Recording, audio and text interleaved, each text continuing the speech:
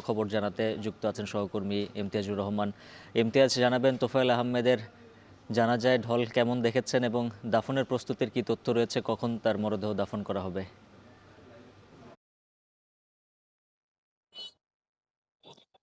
উজ্জ্বল, কিছুক্ষণ আগে হেলিকপ্টারের যোগে ঢাকা থেকে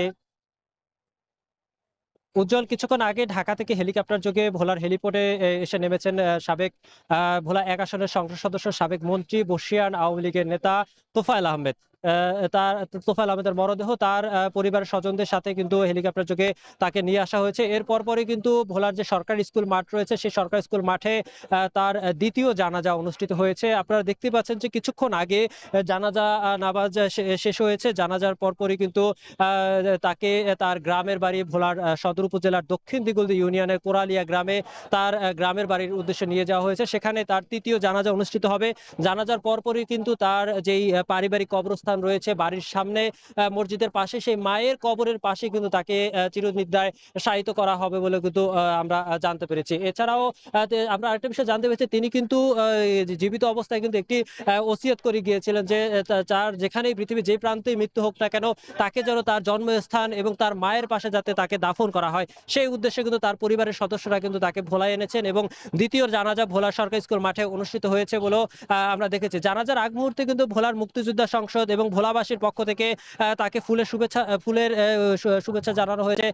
এছাড়াও কিন্তু আমরা দেখেছি যে গার্ড অব অনারও কিন্তু তাকে দেওয়া হয়েছে, একজন মুক্তিযোদ্ধা হিসাবে বলে কিন্তু গার্ড অব অনার দিয়েছে বলে কিন্তু আমরা দেখতে পেয়েছি। এখানে আমরা যে সকল তার পরিবারের স্বজন এবং ভোলাবাসী এসেছিল তাদের সাথে কথা বলেছিলাম। তারা বলছেন যে তাদের ভোলাবাসীর একজন অভিভাবককে তারা হারিয়েছেন।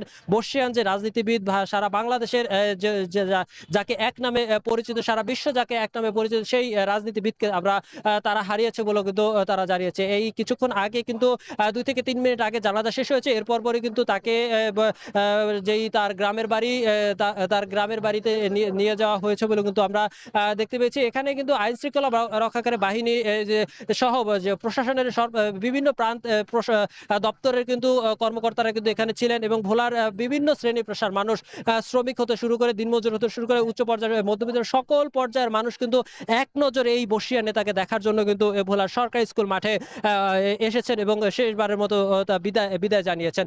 আপনাকে জানিয়ে রাখি, গতকালকে কিন্তু ঢাকা রাজধানীর স্কয়ার হাসপাতালে বিকাল ৩টা নাগাদ ৩:৩০ নাগাদ তার মৃত্যু হয়। এরপর পরে কিন্তু রাজধানীতে তার প্রথম জানাজা অনুষ্ঠিত হয়। এরপরে আজ সকালে কিন্তু হেলিকপ্টার যোগে তাকে ভোলায় আনা হয়েছে বলে কিন্তু আমরা দেখেছি। তো এই ছিল আমার কাছে ভোলা থেকে সর্বশেষ তথ্য। উজ্জ্বল। ইমতিয়াজুর রহমান জানাচ্ছিলেন বিস্তারিত।